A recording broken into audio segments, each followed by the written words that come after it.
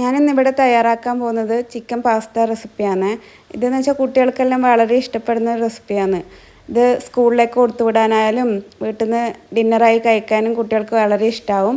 അതിനായി ഒരു പാത്രത്തിലേക്ക് 10-12 ഗ്ലാസ് വെള്ളം എടുത്തിട്ട് അതിൽ ആവശ്യത്തിനൊരു 3 സ്പൂൺ ഉപ്പിട്ടിട്ട് ശേഷം പിന്നെ ഒരു 1.5 സ്പൂണ് ഓയിൽ ഒഴിക്കാം. എന്നിട്ട് അതൊന്ന് തിളച്ച് വരുമ്പോഴത്തേക്ക് ഒരു 4 ഗ്ലാസ് പാസ്ത അതിലേക്ക് ഇട്ട് കൊടുക്കാം. എന്നിട്ട് നമുക്ക് അടച്ചു വെച്ച് ഇതൊന്ന് വേവിച്ചെടുക്കാം. അതിൻ്റെ കൂടെ നമ്മൾ ഈ ബോൺലെസ് ചിക്കൻ എടുത്തിട്ട് ഒരു 2 കപ്പ് എടുത്താൽ മതിയാവും. അതിലേക്ക് ആവശ്യത്തിന് ഉപ്പിടുക. അതിനുശേഷം കുറച്ച് മഞ്ഞൾപ്പൊടി, പിന്നെ കുറച്ച് മുളക് പൊടി ഇട്ട് കൊടുക്കുക. അത് നിങ്ങളുടെ എരിവിനനുസരിച്ച് ഇടാം.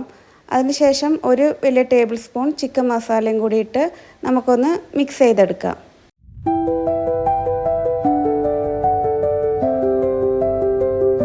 അപ്പോൾ നമ്മൾ പാസ്ത വെന്ത് വന്നിട്ടുണ്ട്. അപ്പോൾ അത് നമുക്കൊരു അരിപ്പയിലോട്ടോ വേറെ എന്തെങ്കിലും പാത്രത്തിലോ അരിച്ചെടുക്കാം.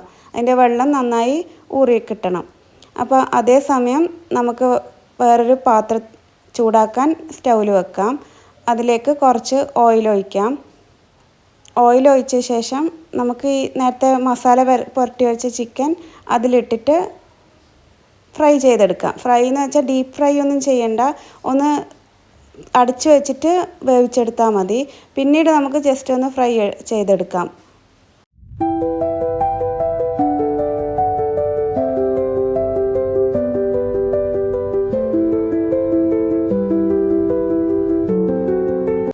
അപ്പം ചിക്കൻ ഫ്രൈ ചെയ്യാൻ വെക്കുന്നതിനോടൊപ്പം നമുക്ക് വേറൊരു പാത്രത്തിലേക്ക് കുറച്ച് ഓയിൽ ഒഴിച്ചതിന് ശേഷം 2 ഉള്ളി നീളത്തിലരിഞ്ഞത് വഴറ്റാനായി ഇടാം. അതിലേക്ക് നമുക്കൊരു ടേബിൾ സ്പൂണ് ഇഞ്ചി വെളുത്തുള്ളി പേസ്റ്റ് ആഡ് ചെയ്യാം.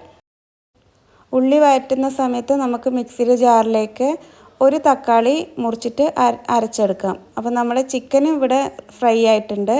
അപ്പം ഉള്ളി ഇതേ കളറ് ഏകദേശം ഒരു ബ്രൗൺ കളറായി വരുമ്പോഴത്തേക്ക് കുറച്ചും കൂടി മഞ്ഞൾപ്പൊടിയും കുറച്ച് ചിക്കൻ മസാല ഇട്ട് കൊടുക്കാം. എന്നിട്ട് അതൊന്ന് നല്ലോണം മിക്സ് ചെയ്തെടുക്കാം. അപ്പോൾ അതിലേക്ക് നമ്മൾ നേരത്തെ തക്കാളി അരച്ച് വെച്ചത് ആഡ് ചെയ്യാം. അതും കൂടി നല്ലോണം മിക്സ് ചെയ്തെടുക്കാം. അപ്പോൾ ആ മിക്സ് ചെയ്യുന്നതിനൊപ്പം നമുക്ക് ഒരു ടേബിൾ സ്പൂണോ 1.5 ടേബിൾ സ്പൂണോ കെച്ചപ്പ് ആഡ് ചെയ്യാം. പിന്നെ ഒരു ടേബിൾ സ്പൂൺ സോസ്, അതായത് സോയാ സോസ് ആഡ് ചെയ്യാം. അത് ഒന്ന് മൂടി വെച്ച് വേവിച്ചെടുക്കാം. കെച്ചപ്പിൻ്റെയും സോയാ സോസിൻ്റെയും ഒരു പച്ചമണമെല്ലാം മാറി വരുമ്പോഴത്തേക്ക് നമ്മൾ നേരത്തെ ഫ്രൈ ചെയ്ത് വെച്ച ചിക്കൻ അതിലേക്ക് ഇട്ടിട്ട് ഒന്നും കൂടി അടച്ചു വെക്കാം. അധികം വേവണ്ട, ജസ്റ്റ് ഒന്ന് അടച്ചു വെച്ചാൽ മതി. അതിലേക്ക് നമ്മൾ നേരത്തെ വേവിച്ച് വെച്ച പാസ്ത ഇട്ട് കൊടുക്കുക.